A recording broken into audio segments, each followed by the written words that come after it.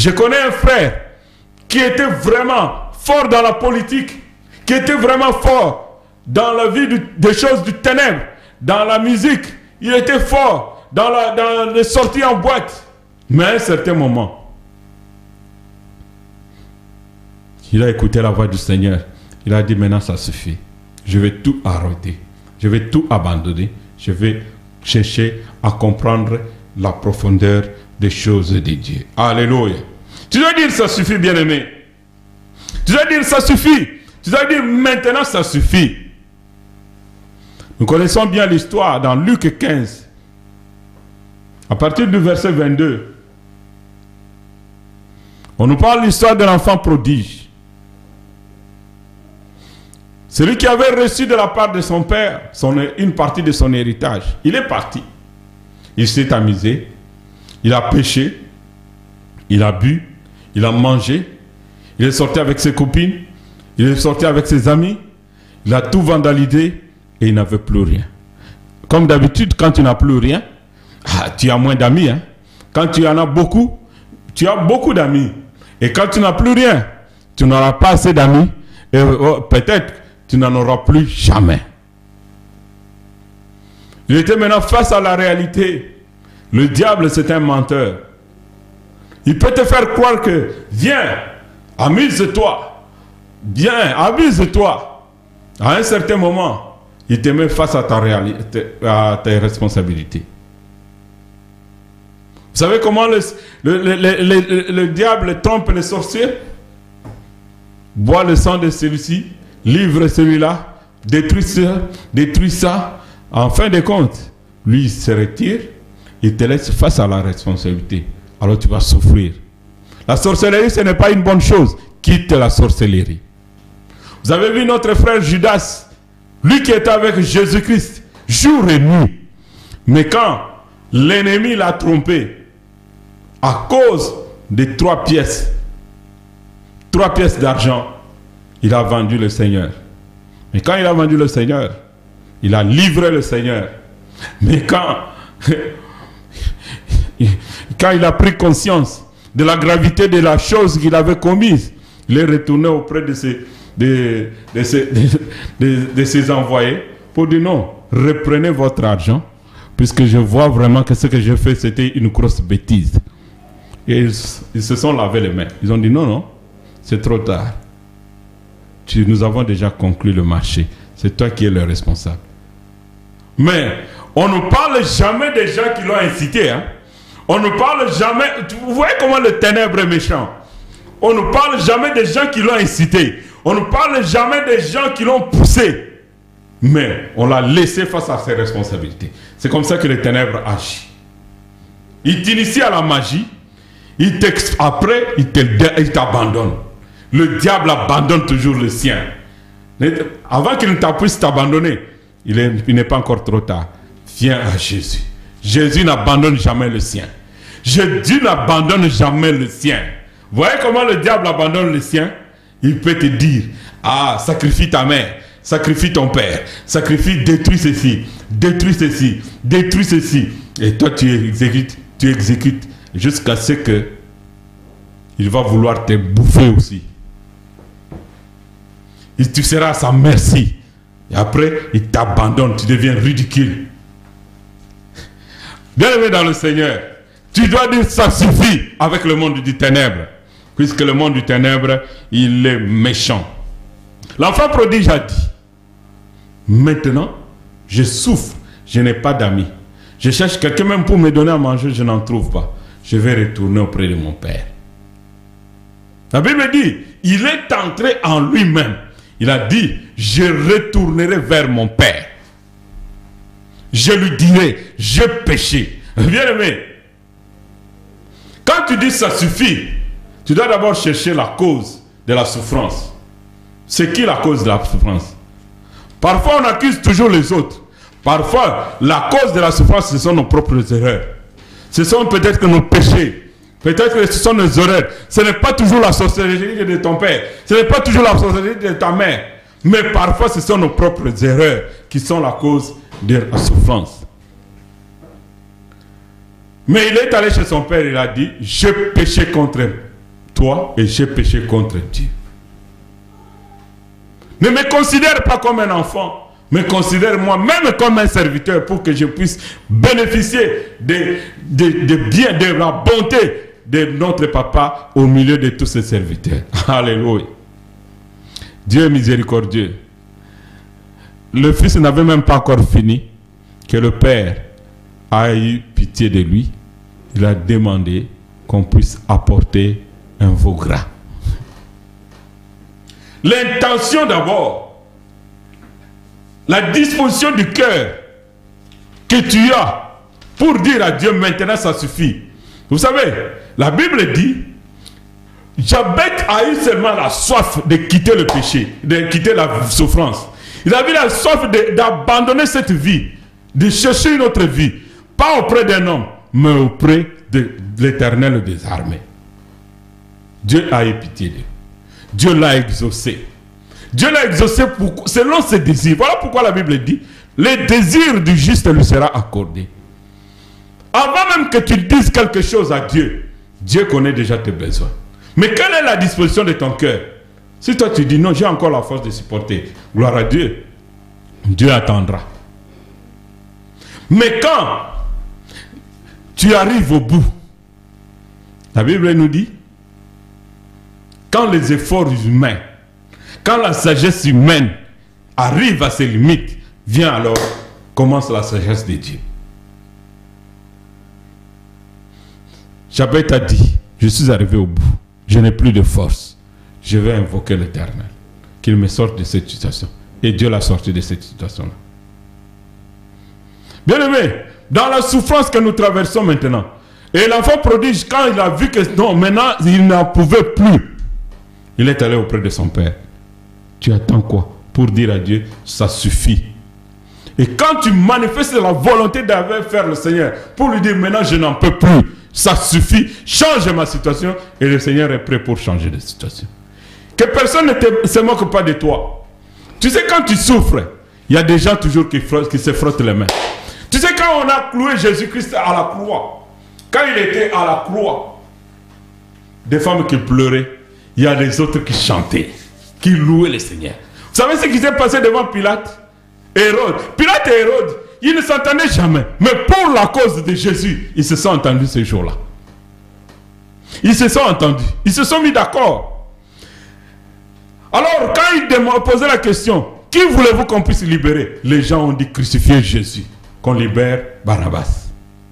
Bien aimé, quand on clouait Jésus à la croix, il y a des gens qui se frottaient les mains, qui étaient tout contents. Quand tu souffres avec ta famille, il y a toujours des gens qui sont contents. Quand tu souffres dans ton église, il y a toujours des gens qui sont contents.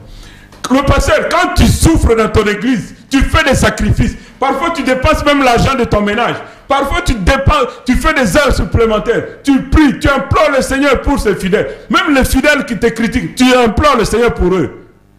Il y a déjà toujours des gens qui t'insultent, qui sont toujours contents.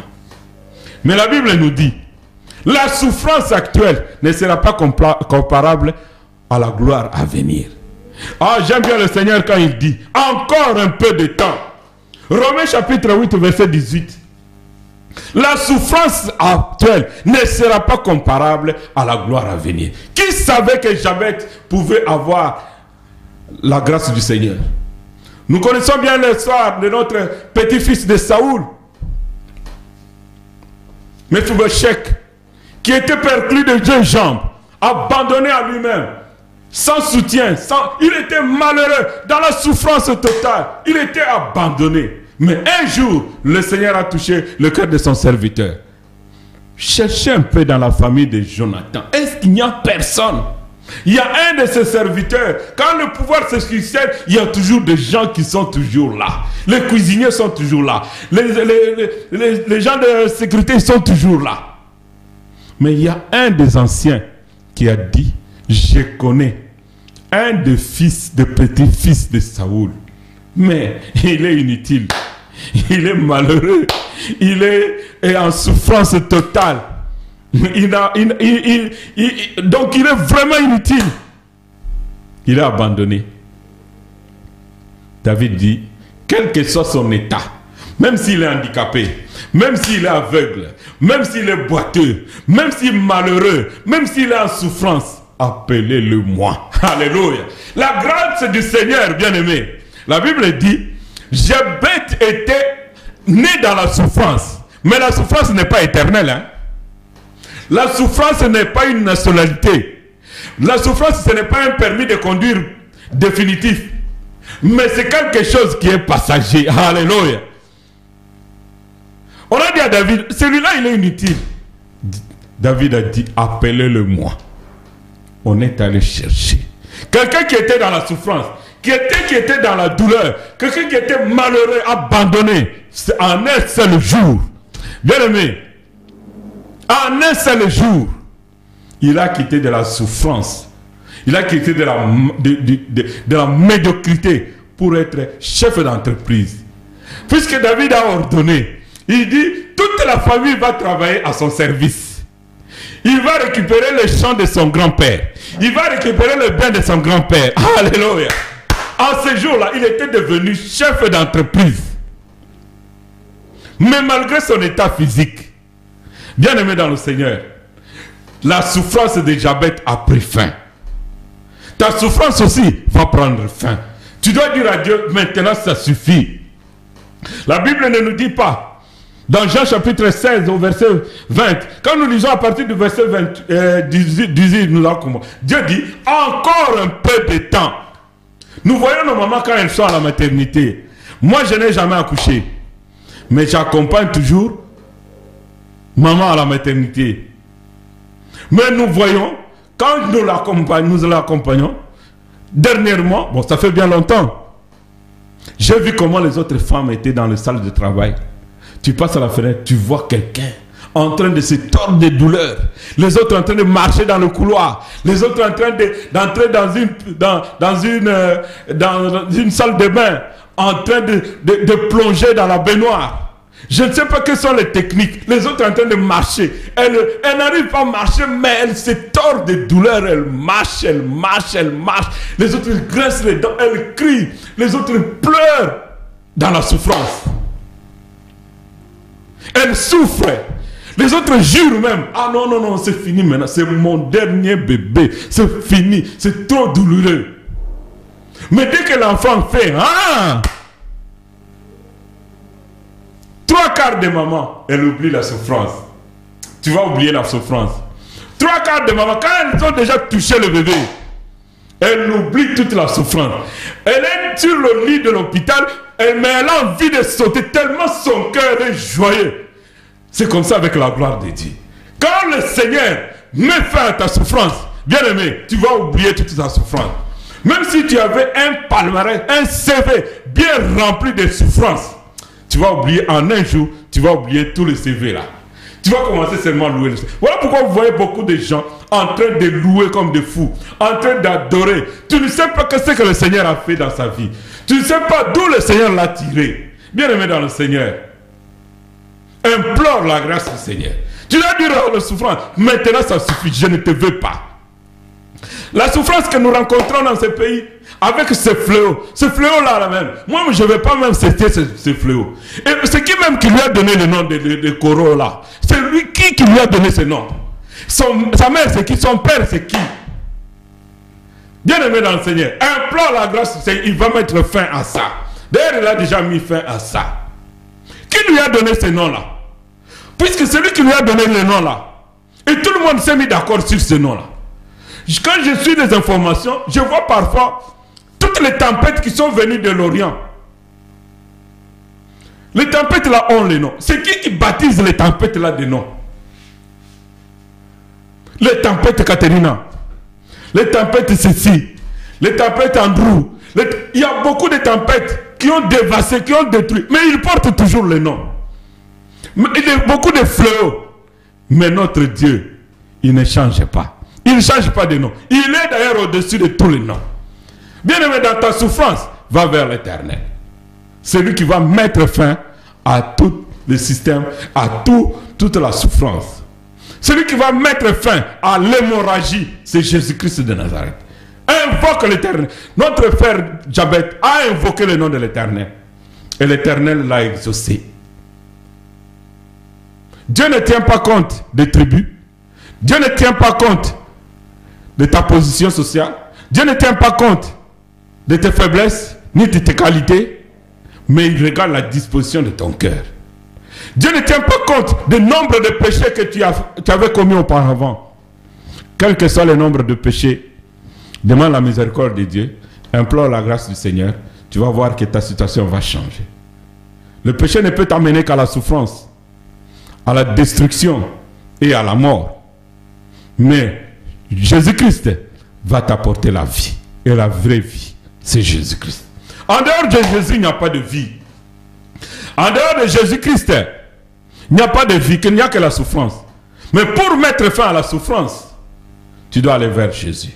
Tu dois lui dire, Père, maintenant ça suffit. Tu dois dire, ça suffit. Jésus posait toujours la question, que veux-tu que je fasse pour toi? Tu dois manifester ta volonté, bien-aimé. Si tu dis à Dieu, maintenant, je n'en peux plus, tu verras comment est-ce que le Seigneur va manifester sa bonté sur toi. Bien-aimé dans le Seigneur, fais quelque chose. S'il y a des gens qui complotent contre toi, ne t'inquiète pas, va aussi vers le Seigneur. Vous connaissez Sennacherib quand il s'est levé contre Ézéchias et le peuple d'Israël. Qu'est-ce que Ézéchias a fait? Il dit, je suis sans force. Il est allé chercher la face du Seigneur. Même s'il y a des gens qui complotent contre toi. Ah, j'aime bien Ésaïe chapitre 7 verset 5. Encore un peu de temps. Ah, les Syriens disent, montons contre Juda. Détruisons-le. Aplanissons tout. Détruisons tout. Tuons tout. Bien-aimé, le Seigneur a dit, ça n'arrivera pas. Nous sommes là pour dévancer toujours le plan du diable. Mais avec le Seigneur, va vers le Seigneur, tu vas voir comment est-ce qu'il va faire. Implore là, dois dire au Seigneur, non. Ézéchias a dit non, Seigneur, moi je suis sans force. Je n'ai pas la force de combattre cet homme. Je suis sans force. Je suis limité. Mais toi, tu n'es pas limité. Et le Seigneur est intervenu. Jabez a invoqué le nom de l'Éternel. L'Éternel a répondu favorablement. Tel que tu es là, le Seigneur va te répondre favorablement à tout ce que toi tu désires et à ce que toi tu auras demandé auprès de Dieu. Que Dieu vous bénisse.